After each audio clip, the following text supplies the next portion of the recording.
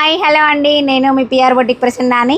రీసెంట్గా నేను Kalamkari silk ఫ్యాబ్రిక్తో sari wear చేసింది మీరంతా చూశారు కదా. 3/4 హ్యాండ్స్ పెట్టుకొని ఈ శారీలో వచ్చిన బ్లౌజ్నే నేను బ్లౌజ్ లాగా యూజ్ చేసుకున్నాను. అండ్ ఇప్పుడు మిగిలిన ఆ శారీని మళ్ళీ ఫ్రాక్గా కన్వర్ట్ చేయించాను. చూసారా డిజైన్, చూసారా? ఇది బ్లౌజ్లో నాకు చాలా చక్కగా పెద్ద బ్లౌజ్ ఇచ్చాడండి.